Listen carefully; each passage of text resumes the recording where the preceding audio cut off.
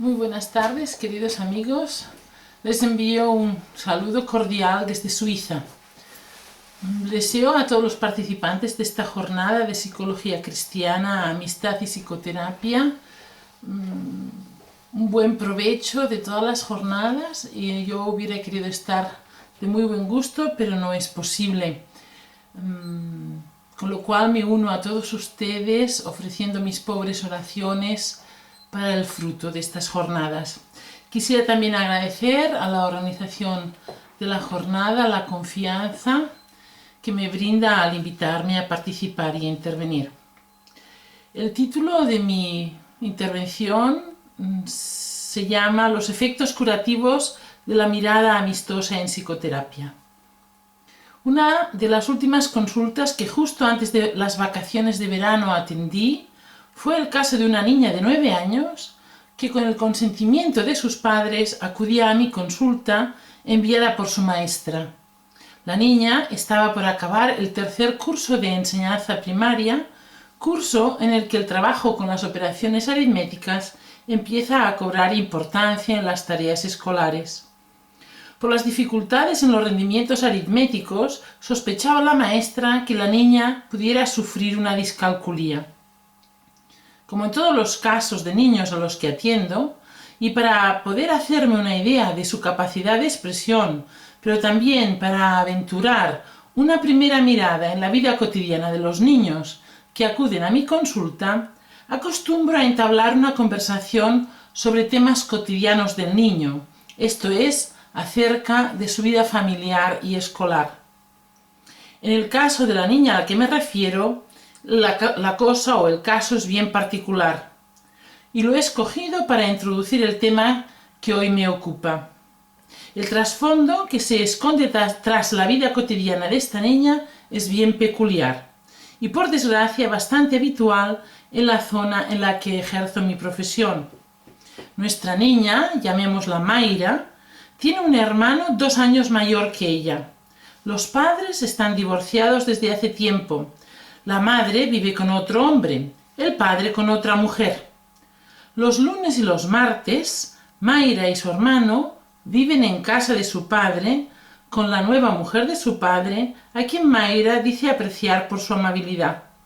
Esa señora tiene hijos más mayores que no viven con ella, pero que nuestra niña bien conoce y aprecia. Nuestra pequeña paciente y su hermano viven los miércoles, jueves y viernes con su madre y con el señor con el que convive la madre. Ese señor tiene 2 hijos varones de la edad, más o menos, de la edad del hermano mayor de Mayra. Esos chicos acostumbran a pasar alternativamente un fin de semana con su padre.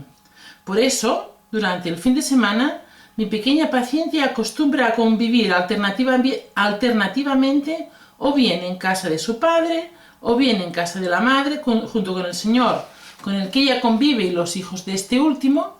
Algunos fines de semana los pasa en casa de los abuelos maternos y otros en casa de los paternos. Mayra sabe muy bien también qué días de la semana y a qué horas tiene clase de música y de gimnasia rítmica. Tal y como ella lo describe, parece que la niña está orientada en ese esquema organizativo de vida. Tiene conciencia clara de que sus padres no volverán nunca a vivir juntos, lo cual la apena. Mayra se expresa con corrección y con mucha exactitud. Sin embargo, y en discrepancia con lo que es habitual en otros niños de su misma edad y con muchas menos habilidades de expresión hablada, Mayra desconoce la razón por la que ella ha debido acudir hoy a la consulta del psicólogo escolar. Con toda la exactitud que me es posible y con un vocabulario a ella asequible, repito a la niña la explicación que la maestra me había dado de antemano y de las dificultades escolares de la niña. Mayra es una niña simpática y abierta, me dijo la maestra, muy buena amiga de sus amigas, está especialmente unida a una de ellas. En la clase se distrae un poco y habla con los compañeros, le cuesta la aritmética. Se preocupa mucho de su aspecto externo y muestra un interés precoz por temas más bien frívolos y superficiales como la moda, cantantes, actores, etc. La maestra también describe a Mayra como una niña de una personalidad muy agradable, de carácter amable, educada y respetuosa. Con la maestra Mayra se muestra dócil y cooperativa. En algunas asignaturas, como lengua, ciencias naturales y ciencias sociales, los rendimientos son buenos, sobre todo en lengua escrita. En las asignaturas de matemáticas y aritmética, la niña está desbordada y no puede rendir. La maestra nota y aprecia el esfuerzo que Mayra hace para superar sus dificultades en la aritmética y teme que ese esfuerzo, que tan poco fruto conlleva, al final la va a cansar y desanimar. Mayra escuchó esta descripción que yo le hice con mucha atención, mirándome seriamente a los ojos. En un primer momento no hizo comentario alguno. Ante mi pregunta de si la descripción de la maestra era adecuada y acertada, respondió enseguida que sí. Al cabo de unos minutos, cuando ya habíamos iniciado la ejecución de un test de memoria visual, Mayra interrumpió su trabajo y mirándome, quiso confirmar de nuevo todo lo que la maestra había dicho de ella. Yo le repetí la descripción que me había dado la maestra. Entonces, con gran seriedad, María dijo: «Mi maestra me conoce bien». Esta pequeña anécdota de la práctica cotidiana ilustra, aunque mínimamente, la idea central que pretende conformar el núcleo de esta intervención y que ahora intento resumir. La mirada amorosa de quien nos ama nos manifiesta nuestro propio modo de ser. La mirada de quien ama, la mirada del amigo, da a conocer al amado, da a conocer a quien recibe y es objeto de esa mirada las dimensiones y cualidades de su propia existencia personal. La mirada de quien ama pone de manifiesto al amado lo que él mismo es. En nuestros días se ha perdido la virtud de mirar al otro. Vivimos en unos tiempos en los que el ser humano ya no es mirado. Atendamos con sinceridad a la situación del hombre contemporáneo en una sociedad regida por una voluntad planificadora al servicio de sí misma y sin fines especulativos. Lejos de ser aplastado por la mirada del prójimo, hallaremos tal vez en su trágica soledad, perdido en lo público y sumergido en la socialización impersonal de pretendidas relaciones humanas, a un hombre que podría ser caracterizado con el título de el hombre a quien nunca nadie miró. Ese hombre a quien nunca nadie miró es el tipo de hombre más frecuente en nuestros días. Es un hombre a quien nadie mira y que por lo mismo no sabe mirar al otro. Reconozcámoslo. ¿Cuántas veces al día tenemos esa sensación, hacemos la experiencia de no ser vistos cuando salimos a la calle o estamos en un lugar público? ¿Qué le ocurriría a un hombre a quien nadie nunca hubiera mirado? ¿Podríamos imaginar el tipo de problema psicológico que se daría en un hombre que ya desde su infancia hubiera sido reiteradamente fotografiado, radiografiado, sometido a análisis clínicos y test psicológicos y cuyos datos podrían estar archivados en abundantes ficheros y memorias electrónicas, pero continuara siendo un hombre a quien nadie miró? ¿De qué sufriría ese ser humano así observado desde su infancia y en su adolescencia al acercarse a la juventud y a la madurez? De entrada, lo que le ocurriría a ese hombre es lo que con tanta frecuencia le ocurre al hombre de hoy, que en principio teme la mirada del otro. Se siente molesto ante la mirada ajena porque ya desde niño ha aprendido a ser mirado bajo una mirada técnica que más que mirarle, le evalúa. Ha aprendido que cuando es mirado es ante todo analizado, clasificado, medido y hasta seccionado. Ya desde la más tierna infancia, comparativamente juzgado por su rendimiento, por su aspecto, por su poder adquisitivo, por su utilidad social y profesional, por su adecuación a determinadas expectativas sociales, culturales, económicas y políticas. Bajo un pretendido pretexto del fomento y promoción de su individualidad, que contradictoriamente le mantiene en un ámbito de falsa diversidad homogeneizante, El niño y el joven de hoy temen la mirada de los demás y muy especialmente la mirada de sus padres y maestros. Y la temen, en definitiva, porque nuestra sociedad y cultura, tan altamente neuróticas y neurotizantes, están aprendiendo a entenderse a sí mismos como no siendo suficientes, como siendo de entrada y originalmente incapaces de satisfacer expectativas y aspiraciones de talante muy relativo. El hombre de hoy, desde su más tierna infancia, no es mirado, sino que es medido, clasificado y relativizado. Parece que de esa mirada técnica no escapa nadie, ni el niño de nuestros días, como tampoco escapó aquel niño que hace pocas décadas fueron sus padres.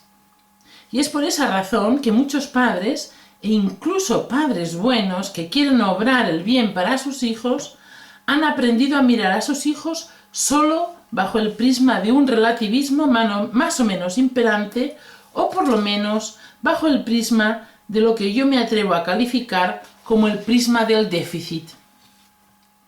En la práctica cotidiana de la psicología infantil y juvenil es muy frecuente encontrarse con situaciones muy semejantes a las que a continuación describo. Cuando las madres, por iniciativa propia o por sugerencia de los maestros, acuden a la consulta del psicólogo, acostumbran a describir detalladamente los defectos y deficiencias de sus hijos, así como también el malestar que ello les produce y la preocupación que todo ello les conlleva en tanto que madres preocupadas realmente por el bienestar y la promoción de sus hijos. Sin duda alguna que la prudencia de la práctica psicológica exige prestar oído muy atento y comprensivo a esa queja materna. Lo que a mi juicio, sin embargo, es más difícil de comprender es la respuesta y reacción de muchas madres cuando son preguntadas por aquellas cualidades y características esenciales de personalidad que ellas más aman y admiran en sus hijos. En muchas ocasiones, esas madres preocupadas no saben qué responder a esa pregunta y se excusan diciendo que no venían preparadas para ese tipo de cuestiones. Es también sorprendente la cantidad de madres que tienen que pensar durante un largo rato antes de poder decir cuáles son las cualidades de sus hijos, o cuando son preguntadas por aquello que hace de su hijo eso tan especial que merece ser amado con incondicionado amor de entrega. Se trata, a mi juicio, de una reacción y de una respuesta que manifiesta un desconocimiento profundo del hijo porque en el fondo no ha sido mirado. La persona, en cuanto tal, es objeto de contemplación. Mirar a un hombre, mirar a un ser humano, solo puede entenderse como contemplar y como meditar sobre esa persona que se contempla.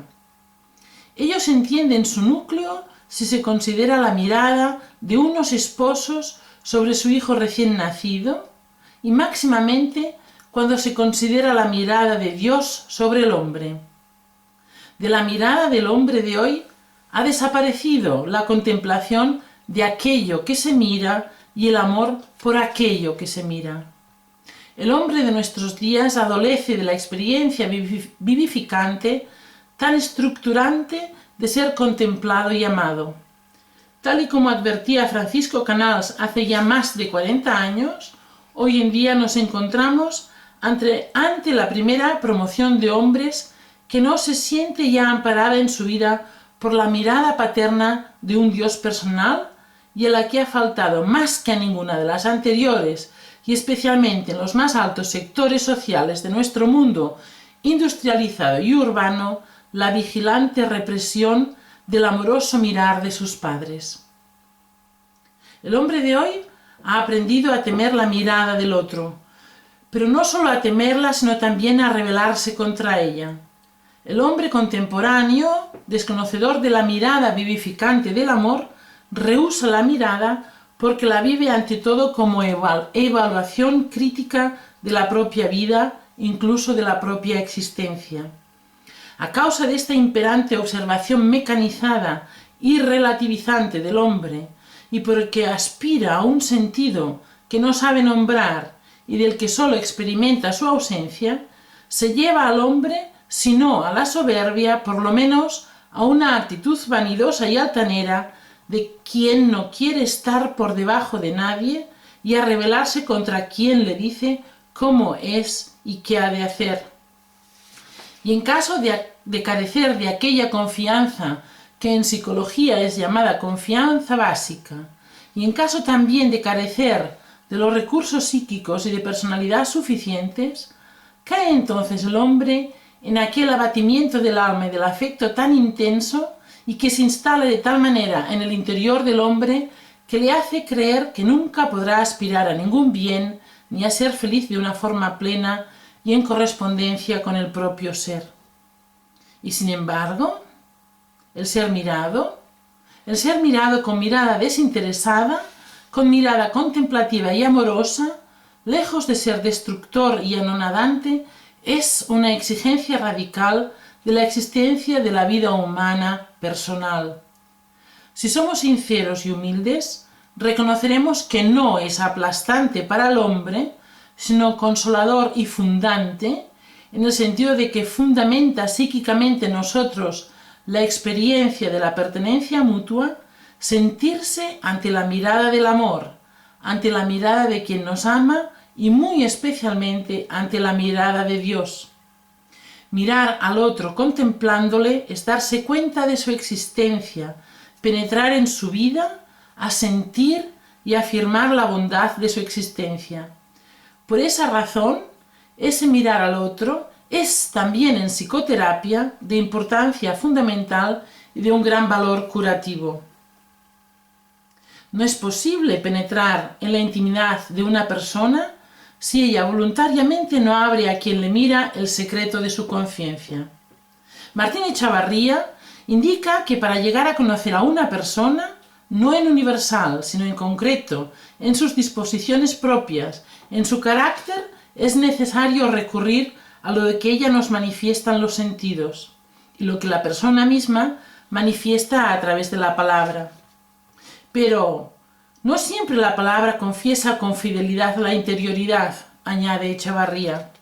Hay quienes engañan a sí mismos y hay quienes engañan a los demás.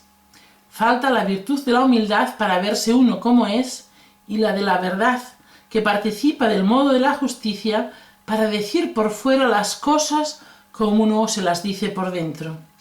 Y es muy probable que quien se dirige al psicólogo se encuentre en esta situación. La otra fuente es lo que la persona muestra de sí en su conducta, en sus gestos, movimientos y vestidos, en el modo de expresarse, etcétera, etcétera. Este segundo modo de conocer, explica Echavarría, se basa en el carácter ilemórfico del hombre, en virtud del cual el cuerpo manifiesta el alma, aunque no perfectamente.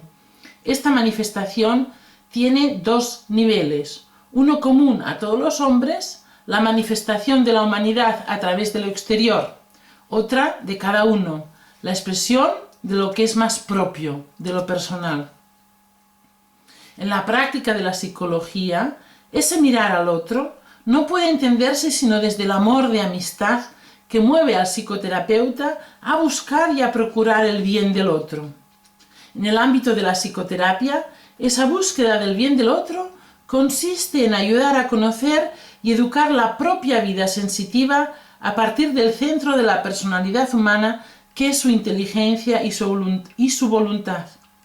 Solo con la intervención personal, racional y libre del paciente puede éste lograr un conocimiento de sí y una modificación auténtica y duradera de su conducta y en su carácter.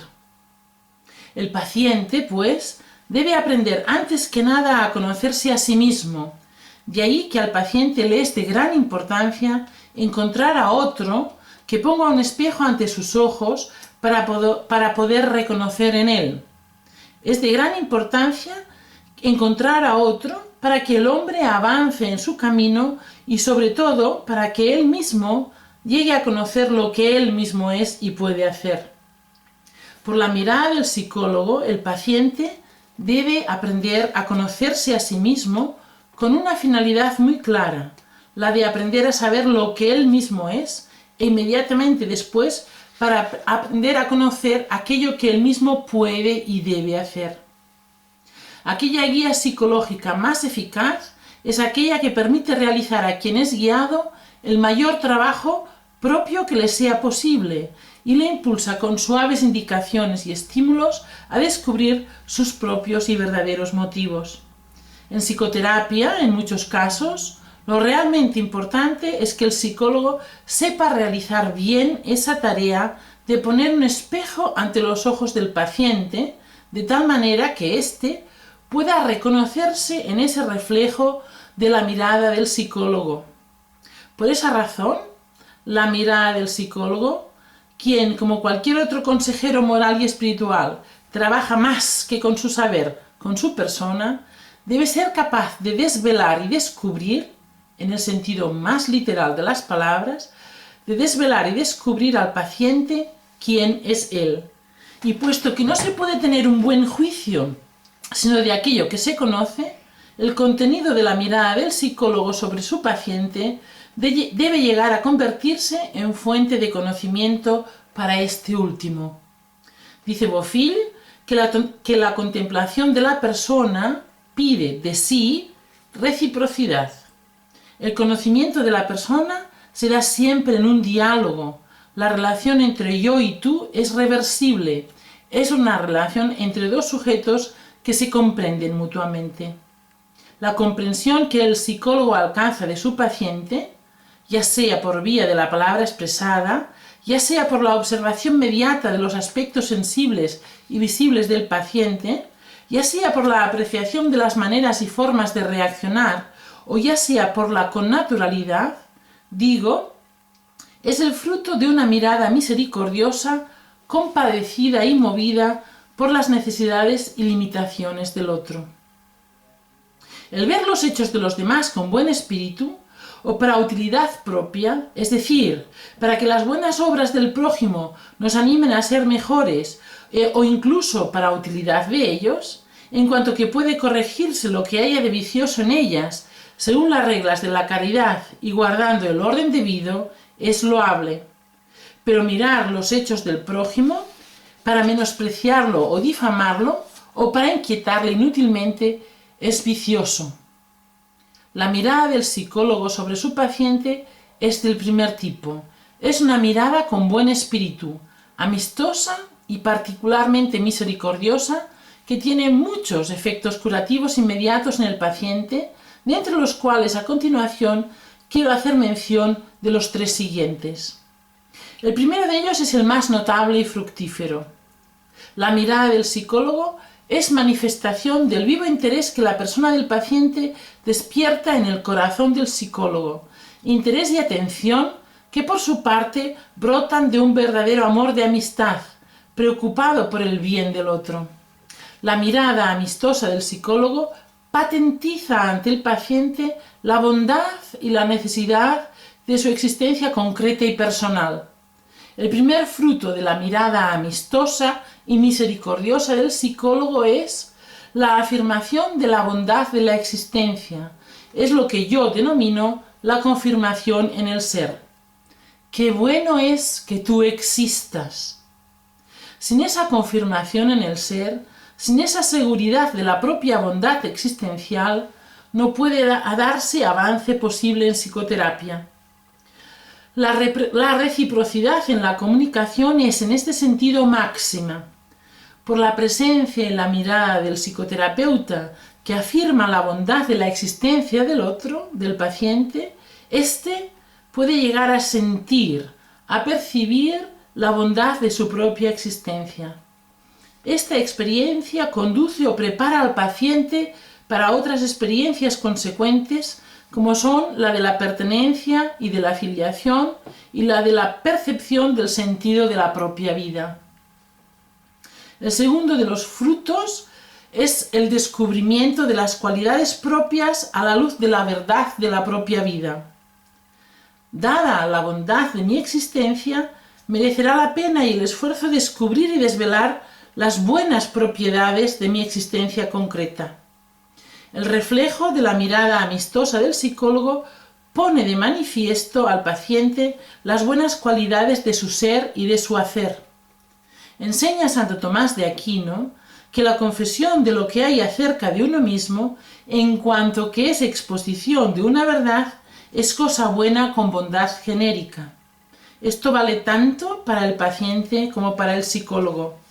El conocimiento que el psicólogo adquiere de su paciente permite el descubrimiento por parte del paciente de la verdad de su vida y de su obra.